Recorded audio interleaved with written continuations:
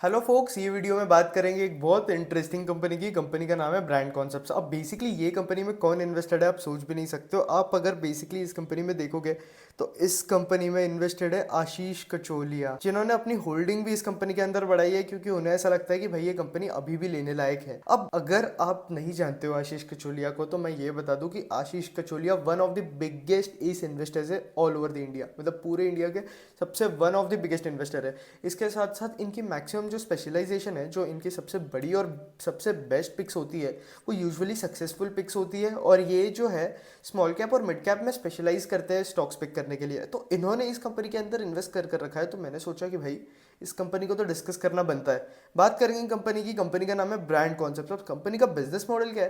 Company क्या करती है, आपके बैग्स बनाती है, फैशन एसेसरीज बनाती है, वॉलेट, बेल्ट वगैरह, लेदर के जो दूसरे प्रोडक्ट्स होते हैं वो भी बनाती है, और नॉर्मल आपके हैंड बैग्स, ट्रैवल बैग्स वगैरह हर टाइप की बैग बनाती है। इसके साथ साथ कंपनी जो है एक्सपांड भी कर रही है और लगेज बैग वाले सेगमेंट में भी कंपनी एंटर कर रही है।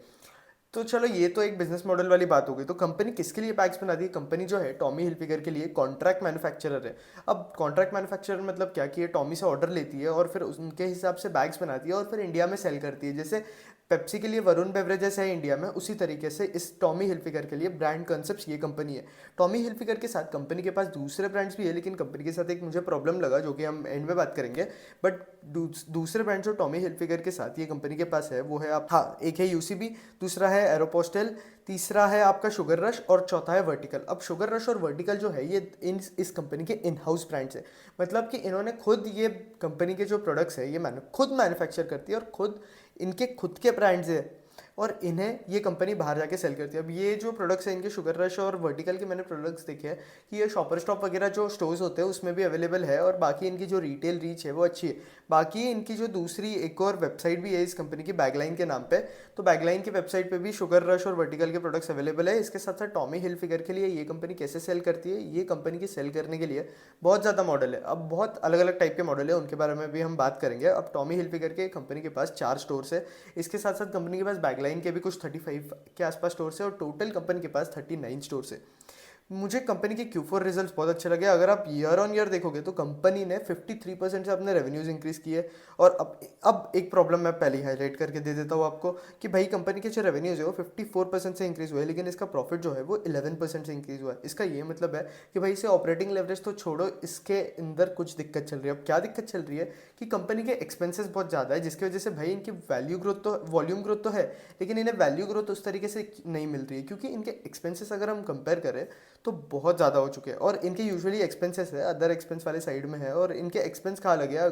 कंपनी का जो मैनेजमेंट है वो बोलता है कि हमारे मैक्सिमम एक्सपेंस जो है वो एडवर्टाइजिंग में लगे, मार्केटिंग स्पेंड्स में लगे। इसके साथ साथ इन्होंने नए लॉन्चेस भी किए, ट्रेड शोज भी किए, और इसके साथ साथ इनके जो नया प्लांट बन रहा है लगेज गुड्स के लिए, तो उसके हिसाब से इनके जो प्री ऑपरेटिव एक्सपेंस थे वो सब भी यहाँ इनको टोटल ऐसे एक्सपेंस लग गए। तो इस ये सब रीजंस की वजह से कंपनी के जो एक्सपेंसेस थे वो थोड़े ज़्यादा पीक हो गए, और ये पीक एक्सपेंसेस की वजह से कंपनी की जो प्रॉफिटेबिलिटी है वो एक हिट ले चुकी है। इसके साथ साथ अब कंपनी का जो मैनेजमेंट है वो बोलता है कि हमें अब हमारे जो स्टोर्स है वो 100 to 150 स्टोर से इंक्रीज करने हैं। अब इनके कुछ 39 स्टोर्स है, मैनेजमेंट बोलता है कि अगले 2 से 3 साल में हमें 100 to 150 स्टोर्स पे जाना है। तो अब आप यहाँ कैसे जा सकते हो? अब इसके लिए एक और प्रॉब्लम आएगी कि इनके प्रॉफिटेबिलिटी मार्जिन जो है वो और हिट लेंगे। इसके साथ साथ मैनेजमेंट जो है वो कंपनी जो है वो डेट भी लेगी। तो ये एक वो कोई कोई टाइप के इन्वेस्टर्स होते हैं ना कि भाई कंपनी डेट नहीं लेनी चाहिए, वो टाइप के इन्वेस्टर्स के लिए ये एक नेगेटिव बात है। बट अगर मैं आपको एक ओवरव्यू दे दूँ तो भाई ये कंपनी उन टाइप के इन्वेस्टर्स के लिए है भी नहीं, क्योंकि ये बहुत ज़्यादा रिस्की बेट हो जाती है कंपनी। क्योंकि आप देखोगे कि 700 करोड़ का ही मार्केट कैप है इस कंपनी का, तो उस हिसाब से ये जो कंपनी है बहुत ज़्यादा रिस्की बेट हो जाती है। अब आप बोलोगे कि भाई आशीष कचोलिया भी तो इन्वेस्टेड है। भाई उनके पास 2000 करोड़ का कैपिटल है, आपके पास होगा मैक्सिमम 1 करोड़ का कैपिटल। उन्हें फ़र्क नहीं पड़ता कि वो 2000 करोड़ में से 1-2 करोड़ ऐसे ही चल जाए, उन्हें कोई फ़र्क नहीं पड़ता। लेकिन हम है रिटेल इन्वेस्टर, तो हमें फ़र्क पड़ता है। तो ये एक दिक्कत वाली बात है। तो जो टाइप के इन्वेस्टर जो है ना, जो सोचते हैं कि भाई ये डेट ले रही है, नेगेटिव बात है, stay out of this company. पहले ही वार्निंग दे देता हूँ। उसके बाद एनालिसिस के आगे करें इस कंपनी का, तो बेसिकली इसके जो रेवेन्यूज़ है वो बहुत फास्ट पेस पे ग्रो हो रहे हैं, क्योंकि अभी अभी कंपनी का जो बेस है वो बहुत ज़्यादा छोटा है। आप देख लो कितना छोटा सा तो बेस है कंपनी का। कंपनी के अभी 250 करोड़ के कुछ सेल्स हुए, इसके पहले 160 करोड़ के सेल्स थे। तो ये 100 करोड़ 160 करोड़ का क्या ही बेस है, इसके ऊपर ग्रो करना है ना बहुत सिंपल हो जाता है। बट ऐसी जो छोटी मार्केट कैप की कंपनीज होती है जो छोटे बेस पे फास्ट ग्रो कर रही है, ये एक अच्छी बेट बन जाती है, क्योंकि ओवर एंड ऑल मतलब लॉन्ग पीरियड ऑफ टाइम में देखें तो ये अच्छा प्रॉफिट बनाकर दे सकती है, लेकिन उसके लिए आपका कॉर्पोरेट गवर्नेंस भी अच्छा होना चाहिए, कंपनी के जो बिजनेस है वो भी कंपनी के लिए फेवरेबल होना चाहिए, क्लाइंट्स वगैरह भी फेवरेबल होना चाहिए। अब ये कंपनी के पास एक रिस्क है कि भाई इनका अगर टॉमी हिलफिगर का कॉन्ट्रैक्ट अगर कैंसिल हो जाता है तो कंपनी के लिए दिक्कत वाली बात हो जाती है। अब क्यों? क्योंकि टॉमी हिलफिगर से ही इस कंपनी के मैक्सिमम रेवेन्यूज आते हैं, तो अगर वो कॉन्ट्रैक्ट कैंसिल हो जाता है तो ये दिक्कत वाली बात हो जाती है। लेकिन मैनेजमेंट बोलता है कि 2026 में इनका जो कॉन्ट्रैक्ट है टॉमी के साथ वो खत्म होगा और फिर उसके बाद उसका फिर से रिन्यूअल स्टार्ट हो जाएगा। इन्होंने रिसेंटली टॉमी को मैनेजमेंट बोलता है कि भाई हमें टॉमी से थोड़ा एक्सपोजर कम करना था, क्योंकि सिर्फ एक ही ब्रांड में आप घुसे रहोगे, एक ही ब्रांड के प्रोडक्ट सेल करोगे, तो अगर वो ब्रांड के प्रोडक्ट सेल होना कम हो गए तो बेसिकली आपकी सेल्स भी मार खा जाएगी, आपकी कंपनी में भी दिक्कत होनी चालू हो जाएगी।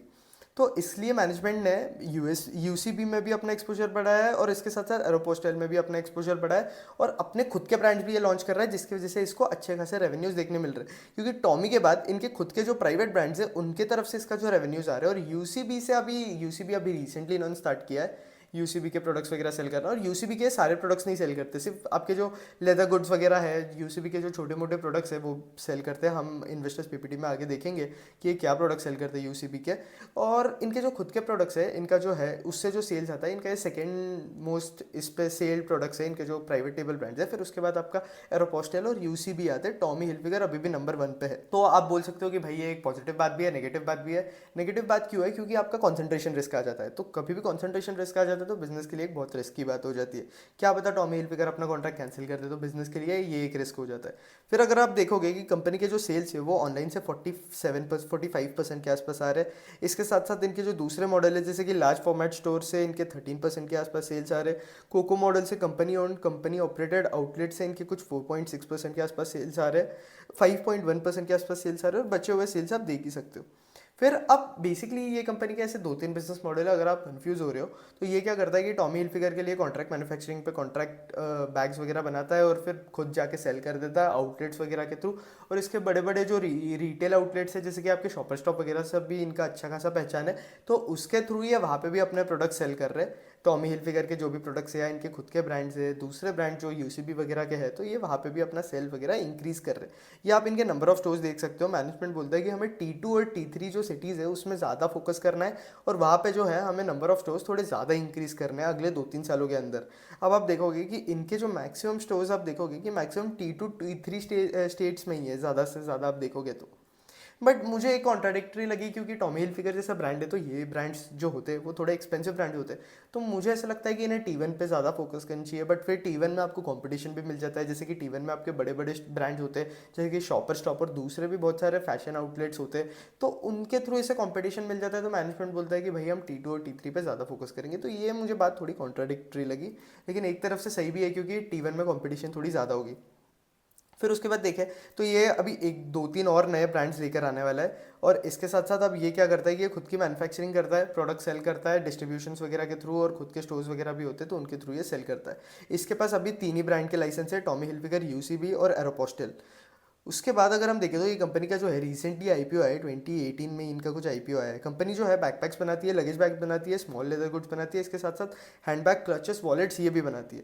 अब यूजुअली आप देखोगे तो ये क्लोथ्स वगैरह के अंदर नहीं है, ये यूजुअली बैग आपका और जो छोटे मोटे लाइफस्टाइल प्रोडक्ट्स है उसके अंदर ये कंपनी जो है वो काम कर रही है।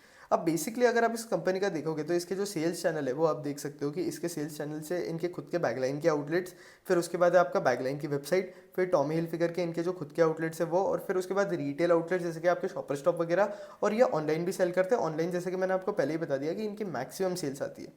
तो चलो ये सब बातें तो हम मान लेते हैं। फिर उसके बाद आप देख सकते हो कि यूसीबी का इनके पास ये सारे प्रोडक्ट सेल करने का लाइसेंस है, जैसे कि travel gear, women handbag, kitchens वगैरह, तो ये छोटे मोटे प्रोडक्ट्स है, ये यूसीबी का इनके पास सेल करने का लाइसेंस है। फिर टॉमी का इनके पास belt, wallet, backpack, hard luggage, soft luggage, duffel bags, और कंपनी का जो नया प्लांट आ रहा है ना, जो कंपनी केपिक्स कर रही है 50 करोड़ का, वो आ रहा है मेरे हिसाब से, ये राइट लगेज बैग्स के लिए आ रहा है। जो हार्ड कोटेड लगेज बैग्स होती है ना, उनके हिसाब से कंपनी जो है ये केपिक्स कर रही है। और कंपनी स्टोर्स वाला भी केपिक्स करने का सोच रही है। मतलब आप बताओ कि इनको एक स्टोर बनाने का कॉस्ट पड़ता है 50 लाख रुपीज़, तो 50 लाख अगर ये बोल रही है कि भाई हम 100 स्टोर्स भी लेके जा रहे हैं तो इनको 5.5 करोड़ तक लग जाएगा। अगर ये 100 to 150 स्टोर्स पे पहुंचेंगे तो 5.5 करोड़ तक का तो खर्चा कंपनी को लग ही जाएगा। सॉरी 55 करोड़ का खर्चा लग जाएगा, 5.5 गलत फिगर था। 50 to 55 करोड़ का केपेक्स तो वहाँ भी लग जाएगा अगले 2-3 साल में। तो ऐसे केपेक्स वाइज जो है वो कंपनी कर रही है, कंपनी को स्केल भी करना है।